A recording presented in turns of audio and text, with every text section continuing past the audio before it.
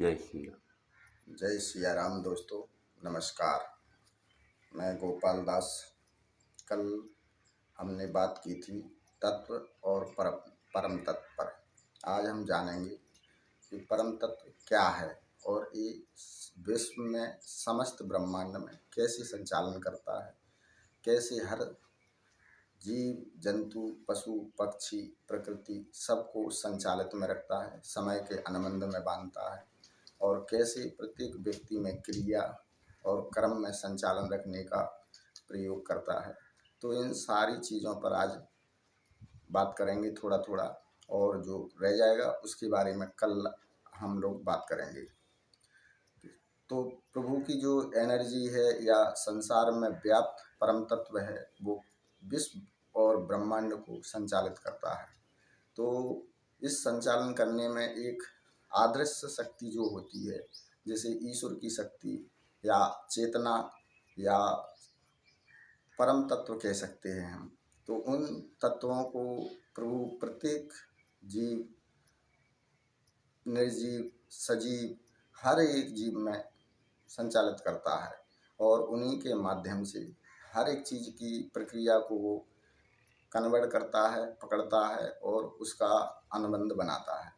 तो इन चीज़ों के बारे में प्रकृति कैसे काम करती है, परमात्मा कैसे संचालन करता है, हम एक एक टॉपिक पर एक एक दिन विस्तार से श्री रामचरितमानस से और भगवत गीता से और यजुर्वेद से धीरे धीरे करके मंथन और शोध करेंगे और इसके बाद में हम तुम दोनों परम तत्व के बारे में जानेंगे और ये कैसे संचालन में है, कैसे सारे विश्व को समय पर और नियम से और अभ्यास से बांध के रखता है। इन क्रियाओं को हम धीरे धीरे करके एक एक टॉपिक पर जानते चलेंगे। आज हम जैसे रामचरितमानस की एक चौपाई लेते हैं कि कर्म प्रधान विश्व कर राखा, जो जस कर सो तस फल चाखा। तो तुलसीदास जी ने इस चौपाई का ये वर्णन किया है कि भगवान या परम तत्व कर्म में प्रधान होता है। और भगवत गीता से यदि कहें तो कृष्ण भगवान ने ये कहा है कि कर्म ही सर्वश्रेष्ठ है और कर्म से ही प्रभु को या परम तत्व को जाना जा सकता है।